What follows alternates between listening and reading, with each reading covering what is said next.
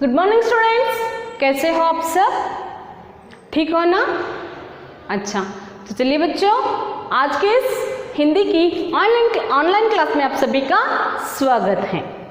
तो आज हम यहाँ पर चौथी कक्षा के लिए हिंदी क्लास में क्या सीखने जा रहे हैं? यहाँ पर हम व्याकरण भाग को सीखने जा रहे हैं। क्या करने जा रहे हैं बच्चों? व्याकरण भाग को। व्याकरण यानी कि हम इसे अंग्रेजी में क्या कहते हैं? ग्रामर कहते हैं। क्या कहते हैं? ग्रामर कहते हैं। तो अंग्रेजी में इसे ग्रामर कहा जाता है और हिंदी में व्याकरण कहा जाता है। तो आज की इस क्लास में हम वर्ण विचार के बारे में अभ्यास करेंगे। वर्ण विचार यानी कि बच्चों, किसी भी भाषा को हमें सीखने के लिए सबसे पहले हमें क्या करना चाहिए? उसकी मूल ध्वनियों का अभ्यास करना चाहिए, है ना बच्चों?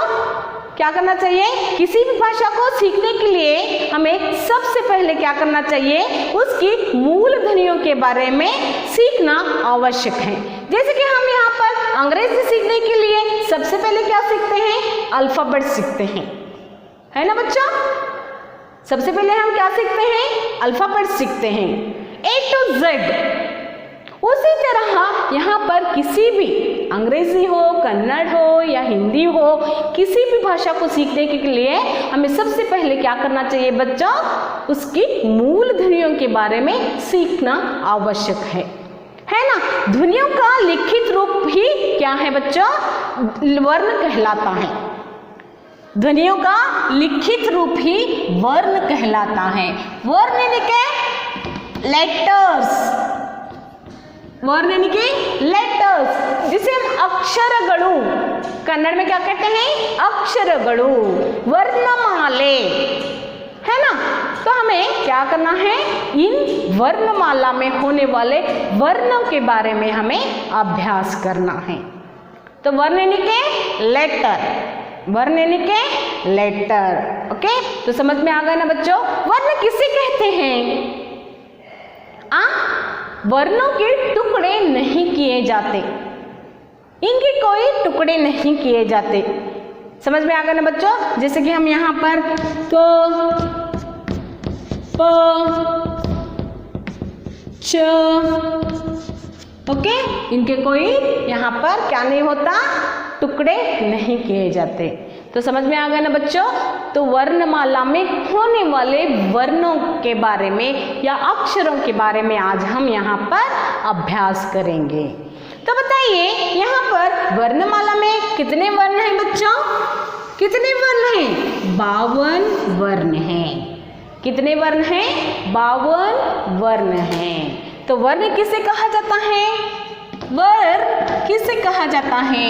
बताइए बच्चों। भाषा की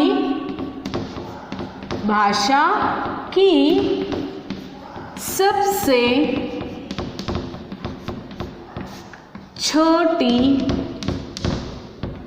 छोटी इकाई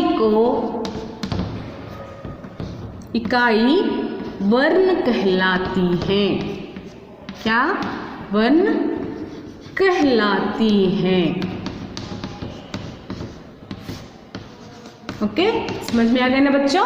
यहाँ पर भाषा की सबसे छोटी इकाई वर्ण कहलाती है। तो आपको ध्यान में रखना है, इसकी से वर्ण कहते हैं। वर्ण किसे कहते हैं? आपको क्या करना है बच्चों? ध्यान में रखना है। भाषा की सबसे छोटी इकाई वर्ण कहलाती है। ओके, लेटर किसे कहते हैं? जैसे कि हम A to Z, अल्फाबेट्स में कितने लेटर हैं बच्चों? अल्फाबेट्स में 26 लेटर्स हैं। उसी तरह वर्णमाला में 52 वर्ण हैं, 52 वर्ण हैं, लेटर्स हैं। ओके, तो चलिए आज हम यहाँ पर क्या करेंगे? वर्णमाला के बारे में अभ्यास करेंगे। ओके, वर्णमाला, मूलाक्षरगणु, जिसे हम कन्नड़ में क्या कहते हैं बच्चों? मूलाक्षरगणु। कन्नड़ में हम इसे क्या कहते हैं? मूलाक्षरगणु कहते हैं। तो बताइए बच्चों, यहाँ पर वर्णमाला में 2 भेद किए गए हैं।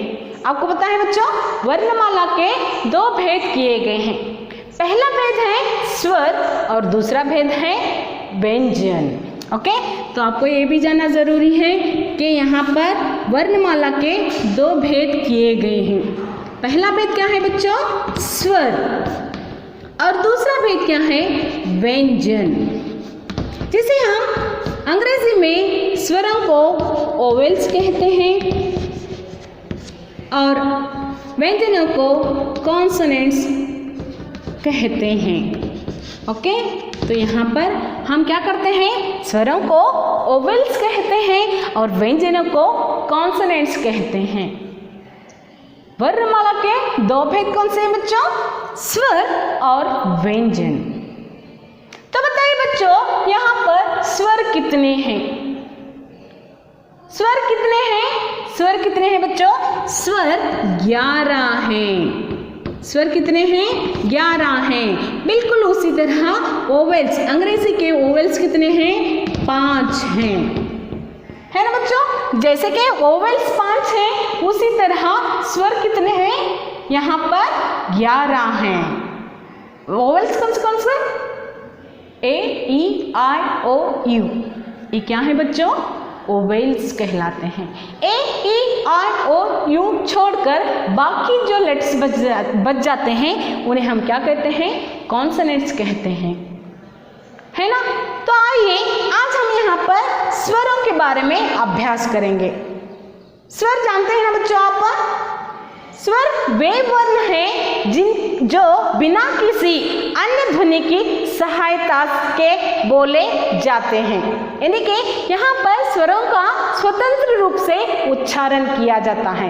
इनमें उच्चारण करने के लिए किसी वर्ण की या अन्य वर्ण की सहायता नहीं ली जाती है। तो आपको ध्यान में रखना है कि यहाँ पर स्वरों को स्वतंत्र रूप से इनका उच्चारण किया जाता है। ओके, तो चलिए वर्णमाला में कुल कितने स्वर हैं? 11 हैं। कुल कितने स्वर हैं? 11 हैं। वे कौन कौन से हैं बच्चों? देखिए, ओ, आ, ई, ऊ, री, ए, आई, ओ, औ, आम, आहा।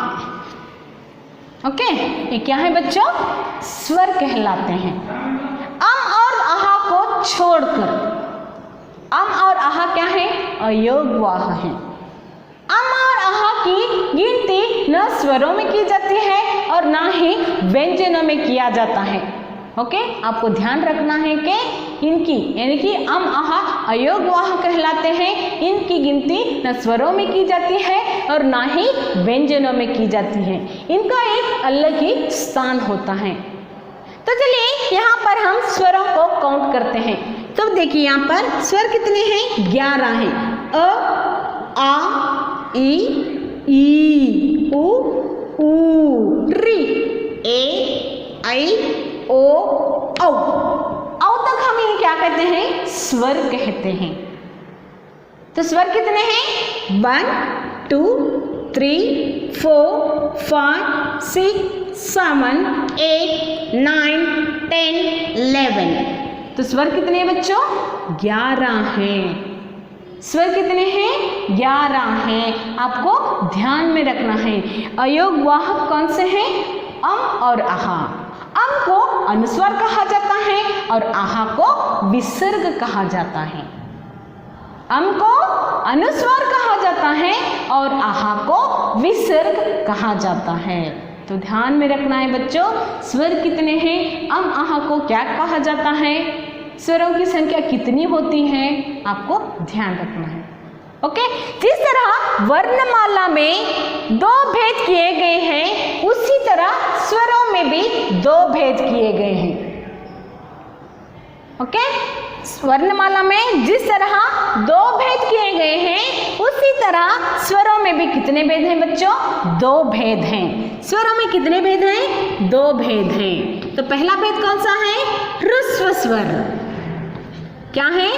ह्रस्व स्वर। पहला भेद क्या है बच्चों? ह्रस्व स्वर। और दूसरा भेद क्या है? दीर्घ स्वर। दीर्घ स्वर। तो आपको यहाँ पर ध्यान रखना है वर्णमाला की दो भेद कौन से? स्वर और व्यंजन। स्वरों के भेद दो भेद कौन से? ह्रस्व स्वर और दीर्घ स्वर। ह्रस्व स्वर यानी कि यहाँ पर क्या होता है?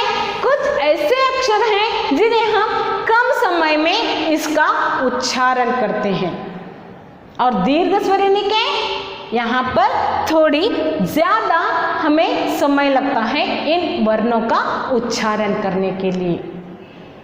ओके, तो यहाँ पर देखेंगे हम ह्रस्व स्वर में कौन कौन से स्वर आते हैं। ओके, ह्रस्व स्वर में कौन कौन से आते हैं देखेंगे हम। यहाँ पर देखिए स्वर का, स्वरों के भेद, स्वरों के भेद कौन कौन से हैं? ह्रस्व स्वर, ह्रस्व स्वर। और दूसरा कौन सा है? दीर्घ स्वर। ओके, तो ह्रस्व स्वर में कौन कौन से वर्ण आते हैं? यहाँ पर कम मात्रा में यानी कि कम समय में उच्चारण किए जाने वाले स्वरों को हम क्या कहते हैं? ह्रस्व स्वर कहते हैं। जैसे कि यहाँ पर देखिए अ, ई, ऊ और री। ये क्या है बच्चों? कम मात्रा में इनका उच्चारण किया जाता है ना? अ, ई, ऊ, री। तो यहाँ पर ह्रस्व स्वर कौन कौन से हैं? अ, ई, ऊ, री। तो नेक्स्ट दीर्घ स्वर किसे कहते हैं? यहाँ पर दीर्घ स्वर किसे कहा जाता है? जिन स्वरों का उच्चारण करने में स्वरों को क्या करना पड़ता है? दुगनी समय लगता है। जिस तरह जैसे कि हम यहाँ पर ह्रस्व स्वरों को सिर्फ 1 सेकंड में इसका उच्चारण करते हैं, तो यहाँ पर दीर्घ स्वरों को हम क्या करते हैं? 2 सेकंड में इसका उच्चारण करते हैं। एग्जाम्पल दे रही हूँ मैं आपको। ओके, समझ में आ रहा है ना बच्चों? यहाँ पर हमें 1 सेकंड इन वर्णों का उच्चारण करने में लगते हैं, तो यहाँ पर दीर्घ स्वरों को उच्चारण करने में हमें 2 सेकंड लगते हैं। यानी कि जितना समय इन वर्णों का उच्चारण करने के लिए लगता है उससे डबल समय हमें दीर्घ स्वरों का उच्चारण करने में लगता है। तो दीर्घ स्वर कौन कौन से हैं बच्चों? अ, ई, ऊ, री को छोड़कर बाकी औ तक जो यहाँ पर आपको स्वर दिखाई देंगे वे सभी क्या हैं? दीर्घ स्वर कहलाते हैं। यानी कि इन्हें थोड़ा खींचकर इनका उच्चारण किया जाता है। तो अ के बाद क्या है यहाँ पर? आ कौन से स्वर में आता है बच्चों? दीर्घ स्वर में आता है। आ, ई ह्रस्व स्वर में। उसके बाद बड़ा ई तो यहाँ पर दीर्घ स्वर में आता है। नेक्स्ट ऊ ह्रस्व स्वर में और ऊ दीर्घ स्वर में। रू, री क्या है? यहाँ पर ह्रस्व स्वर में आता है। ए क्या है? ये है दीर्घ स्वर में आता है। ए के बाद आई, ओ, औ, ये सभी जो वर्ण हैं दीर्घ स्वर में आते हैं। ओके, ए, आई, ओ, औ, ये सभी क्या हैं बच्चों? दीर्घ स्वर कहलाते हैं। ये सभी क्या कहलाते हैं? दीर्घ स्वर कहलाते हैं। तो देखिए बच्चों, आपको ये सभी याद रखना है और ध्यान में रखना है। वर्ण किसे कहते हैं? वर्णमाला में कितने भेद होते हैं और वर्णमाला में कितने वर्ण हैं? ओके, तो वर्णमाला के 2 भेद कौन कौन से हैं? स्वर और व्यंजन। स्वरों की संख्या कितनी है? स्वर में कहाँ से कहाँ तक स्वरों को यहाँ पर गिनती की जाती है, स्वरों के कितने भेद हैं, और ह्रस्व स्वर में कौन से अक्षर आते हैं, दीर्घ स्वर में कौन से अक्षर आते हैं, इन्हें आपको क्या करना है, बार बार इनका प्रैक्टिस करना है और इन्हें पढ़ना है। ओके, समझ में आ गया ना बच्चों। तो आज हमने वर्ण किसे कहते हैं और वर्णमाला के भेद कितने हैं, वर्णमाला का पहला भेद स्वरों के बारे में हम यहाँ पर आज की इस क्लास में अभ्यास कर चुके हैं बच्चों। तो नेक्स्ट हम क्या करेंगे, वर्णमाला का दूसरा भेद, वर्णमाला का दूसरा भेद हम क्या करेंगे, नेक्स्ट क्लास में इसका अध्ययन करेंगे।